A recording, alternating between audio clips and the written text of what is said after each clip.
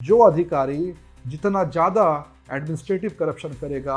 उसको उतने ऊंचे ओहदे का पद दिया जाएगा। झारखंड वासी होने के कारण बहुत ही शर्म की बात है, भ्रष्टाचार करने की, चोरी करने की ना सिर्फ इजाजत देता है बल्कि संरक्षण भी देता है।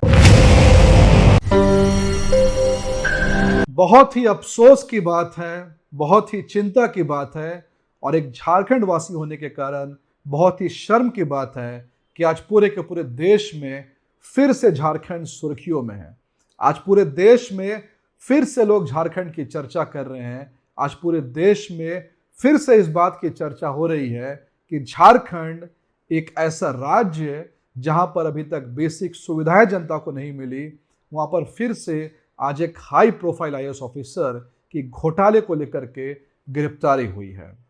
पूजा सिंघल के बाद, छवि रंजन के बाद आज विनय चौबे जी की गिरफ्तारी हुई है और ये तीसरे हाई प्रोफाइल आईएएस ऑफिसर है जिनको आज झारखंड के एंटी करप्शन ब्यूरो ने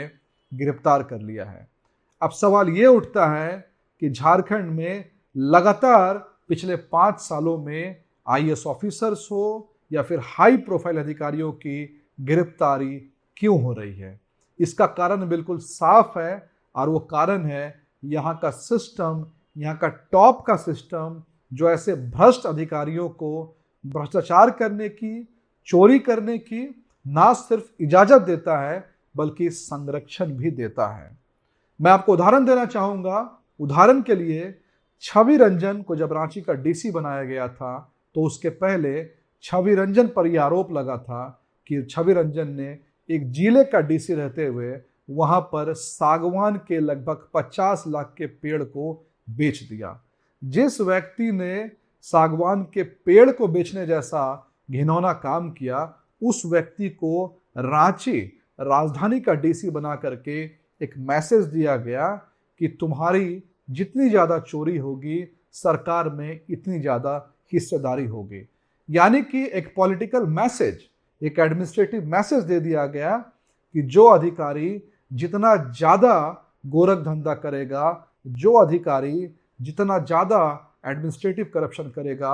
उसको उतने ऊंचे ओहदे का पद दिया जाएगा। इसके बाद एक आईएएस अधिकारी जिनको ईडी ने गिरफ्तार किया, बड़े लंबे समय तक जेल में रही, जब वापस आती है तो झारखंड सरकार ने वापस उनको एडमिनिस्ट्रेटिव सिस्टम में इंटीग्रेट कर दिया और मैसेज दे दिया साफ साफ सारे अधिकारियों को कि अगर आप जेल जाते हैं और उसके बाद आप बेल पे बाहर आते हैं तो हम आपको वापस से अपने सिस्टम में इंटीग्रेट कर लेंगे। झारखंड में ऐसे कई उदाहरण हैं जहां पर